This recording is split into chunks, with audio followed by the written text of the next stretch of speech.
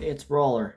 We're gonna try a different video, see where the characters got their inspiration from these figures right here. So let's begin. Starting with this character right here, blackarachnia, and her inspiration comes from questionable places. But this figure, there is a cheaper version of the masterpiece. So if you look at the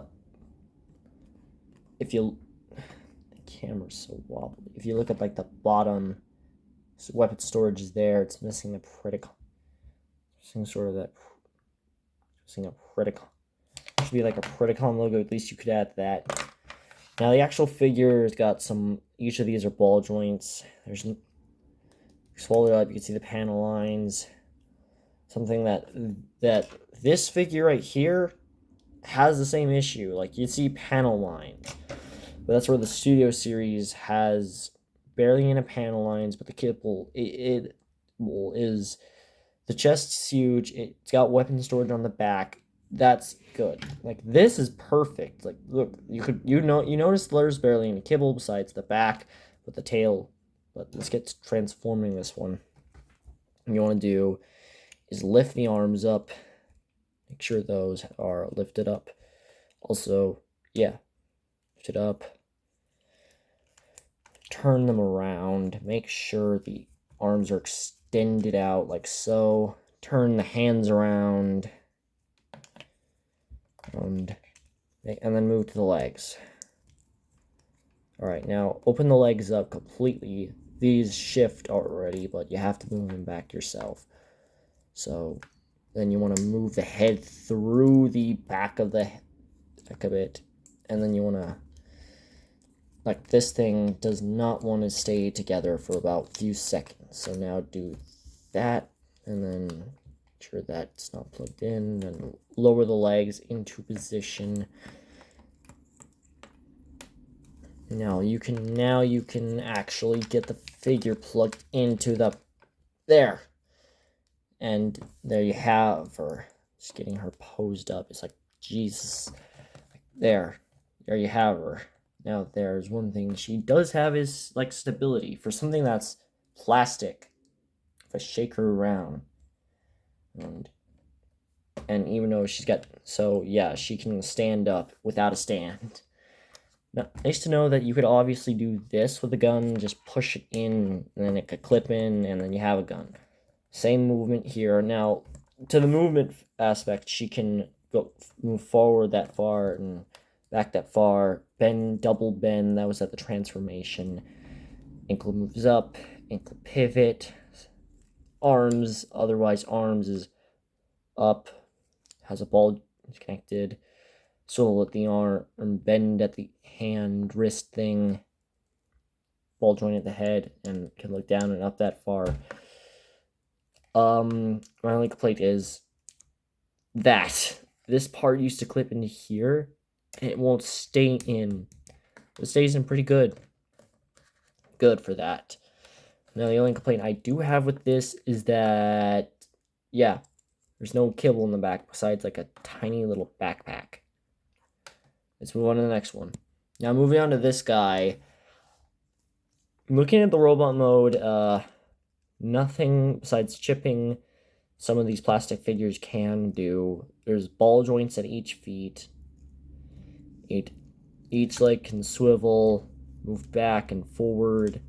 This one can do a whole 360, butterfly out, but that reveals the robot part. Bendable, can bend up that way. Mouth opens, but that's more for the transformation. Now, this guy is prone to chipping right here, which reveals the robot. Now, weapon storage wise, his tail is the weapon that just plugs into the butthole. So now transforming him is just remove the tail, fold the legs out, make sure the feet are fully up, and push this in, which will help you push out the arms. Now you want to split open the chest of the robot. You want to break these apart. You want to take these apart, and then make sure they're flipped like that, and then flip the hands like that.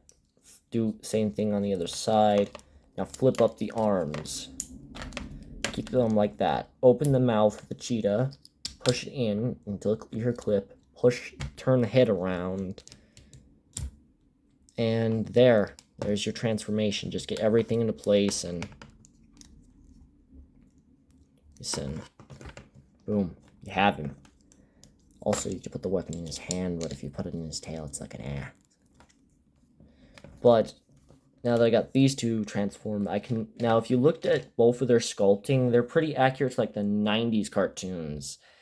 With the sculpting on the head looking accurate, including the little vent system, like the little symbol. See that little venom symbol in the thing on the neck? You can obviously see abs with that there. But this guy is completely off. I got this one first, so it might be biased. Same movement here for these guys. Arm can do that. Move up, can 360, bend at the arm, swivel at the wrist. If you butterfly joint and moves all the way up. Now, same thing on the other side. Head is on a ball joint in the back. Bend the knee, which also bends this part. And then you could just bend the knee. Ankle moves up and down. Ankle pivot, and same thing on the other side. It also has a waist swivel, which this figure doesn't have waist swivel, but this one does, apparently. So, and the funny thing is, you can get him, if you just get him to stand up. If you can get him to stand up, there, you can get him to stand up without, without any problems. Except for that. But you do notice that this is cartoon accurate, minus the eyes and like the face mold. It's pretty accurate to the actual thing, minus that the color of the paint is off a bit. This one's a little too like orange colored. If you can't see on camera, a little bit too orange colored, or if I'm not wrong, let me know in the comments. Now, if you looked at this and thought, why does this exist? I don't even know if it's a whip or a gun. It's pretty not accurate. It's accurate model-wise, but color-wise a bit, but not too accurate. That's why this is not a masterpiece. Now let's move on to the next one. Now here's another cheetor figure. Same type of move. Now his movement's different. You can bend the knee, but you can see some of the kibble stick out. His arms don't move. You can bend the arm side, move the claws around. That's it. You can also see the weapons, so you can always remove those for later. Put them aside for now. The tail is not attached.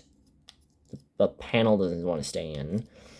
Now, this guy is pretty loose, so the coloring is off. The eyes are correct. It's a fusion between this figure and the Transmetal 2 figure. I'll bring that out. Like, here's the Transmetal 2 figure from the 1990s, and look at this guy. Like, I know the Transmetal 2 figures have, like, this cool little feature where you could check that out. Insignia. Now, looking at this figure entirely he can move his head like so. Okay, but now let's get to the transformation. Starting with the legs. Now, fold these guys completely out and fold the feet out. Now, fold this panel and then down and then twist. Same thing on the other side. It's pretty quick. Not really too slow. Now you can stand him up. Now move the tail back up.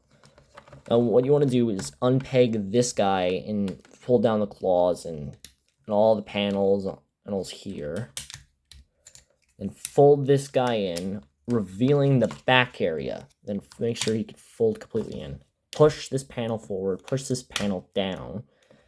Fold the head out, make sure it aligns, get him to stand up, and boom.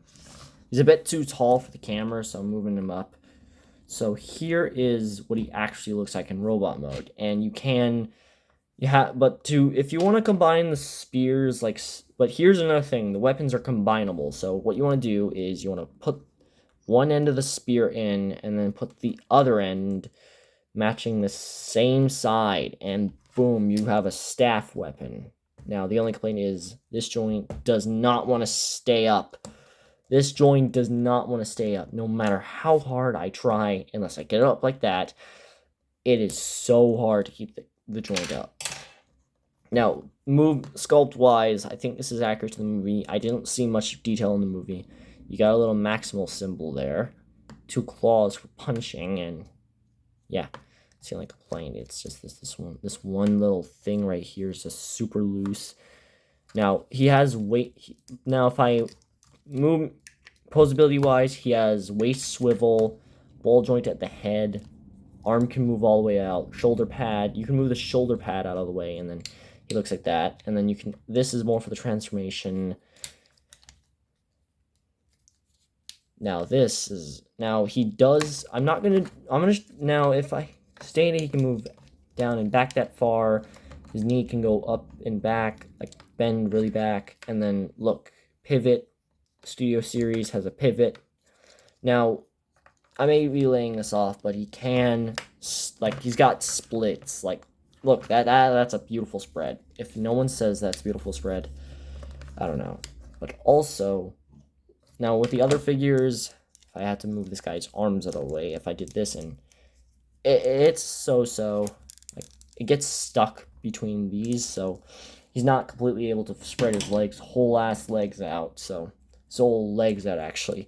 She can spread her legs out, like same spread legs out. Like, I don't understand with the fig. Now, I rather keep this guy in cheetah mode because, yeah, I like to keep this guy in cheetah mode because, yeah, it's more for display reasons. Like, I keep him up there for a reason, and I have to move my tripod, so I'll just put him up. Now, in fact, yes, this guy is pretty much posable. Now, ability-wise, yeah, these guys are pretty unique for the first time when we actually have Masterpiece line design with our figures. But I think I prefer the the original, or you can watch Shabby the Hobbs videos on the review, his reviews and opinions. But for actuality, these guys feel fine, minus the broken, not able to keep her, things on her chest for a long time, and these guys really are not that easy to pose. Like, I have to do stop motion, and I have been working on it. This video is just to keep an update on these. Stop motion takes so long to make, yet these guys know how to do. These guys are stiff, doesn't move around that often, really stiff, really like Hasbro, how they used to own these guys, but on the property of Transformers to make the toys, but still. I'm Brawler. See you tomorrow.